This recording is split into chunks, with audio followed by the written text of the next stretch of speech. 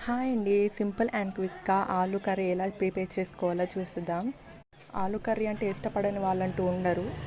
చాలామందికి ఫేవరెట్ కూడా ఈ కర్రీ. సో లేట్ చేయకుండా ప్రాసెస్లోకి వెళ్ళిపోదాం. ఫస్ట్ ఆలుని పీల్ ఆఫ్ చేసి నీట్గా వాష్ చేసి ఇలా పీసెస్గా కట్ చేసుకోండి. నెక్స్ట్ స్టవ్ ఆన్ చేసి గిన్నె పెట్టుకొని సరిపడా ఆయిల్ వేసుకోండి. ఈ కర్రీకి ఆయిల్ కొంచెం ఎక్కువగా ఉంటేనే టేస్ట్ చాలా బాగుంటుంది. నెక్స్ట్ ఆయిల్ వేడెక్కాక జీలకర్ర, అలాగే ఉల్లిగడ్డ, కరివేపాకు వేసి కలుపుకొని కొద్దిగా పసుపు వేసుకోండి. నెక్స్ట్ అందులో ఆలు వేసి మంచిగా కలుపుకొని ఒక 5 మినిట్స్ పాటు సిమ్లో పెట్టండి.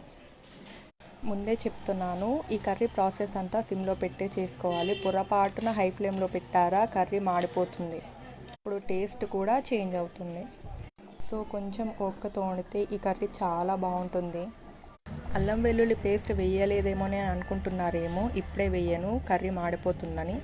ఆలుగడ్డ మగ్గాక వేద్దామని వేయలేదు నేనైతే. చూసారు కదా, స్టవ్ సిమ్లో పెట్టే వండుకోవాలి. 5 మినిట్స్ తర్వాత మూత తీసి ఒకసారి కలుపుకొని మళ్ళీ మూత పెట్టి 5 మినిట్స్ ఉడికించుకోవాలి. ఎంతమందికి ఈ ఆలు కర్రీ అంటే ఇష్టమో కమెంట్ చేయండి. ప్రతి ఒక్కరికి అన్నీ నచ్చాలనే లేదు. సో ఈ కర్రీ ఎంతమందికి నచ్చదో వాళ్ళు కూడా కమెంట్ చేయండి. చూద్దాం ఎంతమందికి ఈ కర్రీ అంటే ఇష్టమో, ఎంతమందికి ఇష్టం లేదో కమెంట్స్ ద్వారా తెలుస్తుంది.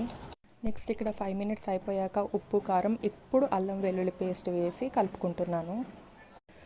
కారం వేసాక ఆలు తొందరగా మాడిపోయే ఛాన్స్ ఉంటుంది. సో ఒక 1 మినిట్ మాత్రమే ఉంచి వెంటనే టమాటా వేసేయండి.